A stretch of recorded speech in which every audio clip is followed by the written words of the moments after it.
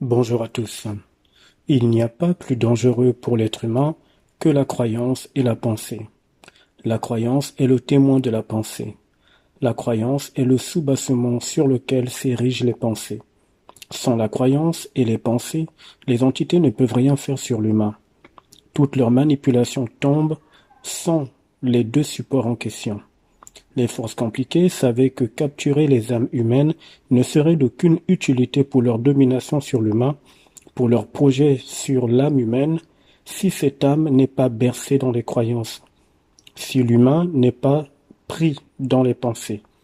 Les forces compliquées ont donc mis en place des stratagèmes efficaces pour que la croyance soit vue par l'humain seulement sous le prisme de la religion, alors qu'en fait, il y a plusieurs croyances dans tous les domaines de l'existence humaine. En fait, tout, absolument tout, est basé sur les croyances, et chaque croyance cloue l'humain sur la croix, c'est-à-dire dans le cube du démiurge, puisque la croix est un cube déplié.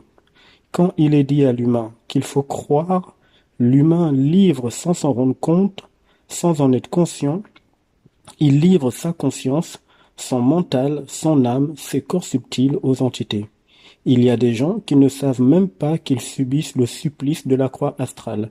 Les forces compliquées font le nécessaire pour que l'humain ne s'en rende pas compte, physiquement ou autre.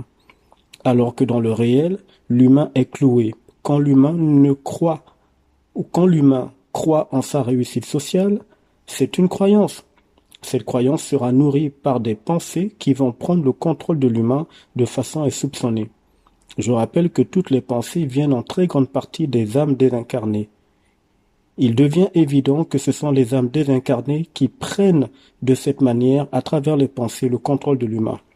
Ensuite, des technologies sont utilisées dans les dimensions pour que l'humain soit certain que c'est lui qui pense. À partir du moment où l'humain a la moindre croyance, les entités viennent très fortement à lui sous forme de pensée.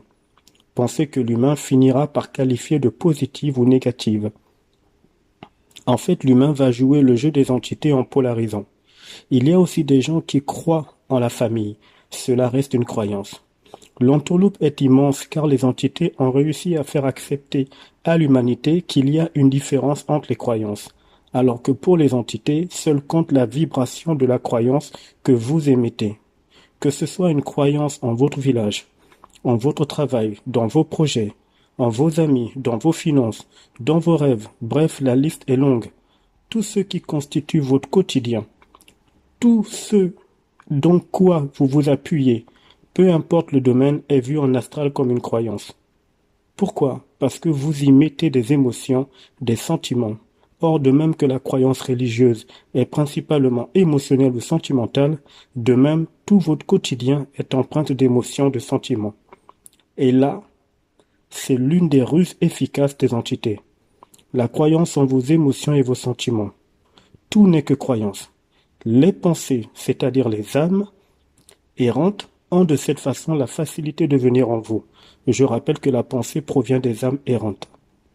Non seulement elles ont la facilité de venir en vous, de s'installer en vous, de prendre possession de ce que vous êtes, mais certains parmi vous vont se retrouver tellement pris dans les pensées que ça finira par les détruire.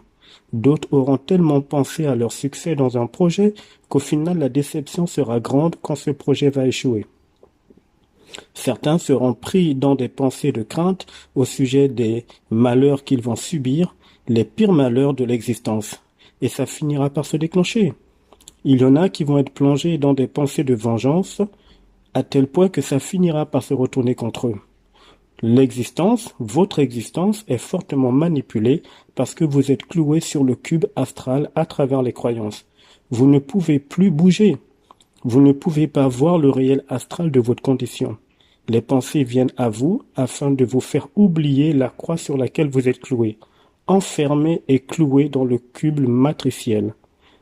L'entité qui se fait appeler Dieu, connu comme étant Yahvé, le Sauveur, l'Éternel des armées, Yaldabot, le Démiurge, le Dieu jaloux, ou encore Samaël, le Dieu aveugle, cette entité qui manipule l'humain a donc toutes les raisons de garder l'humain cloué sous ou encore sur la croix et surtout de mettre dans le mental la conscience humaine et la psyché humaine, l'idée de la croyance et de la pensée.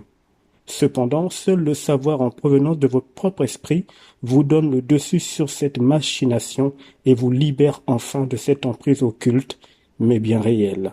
À plus tard.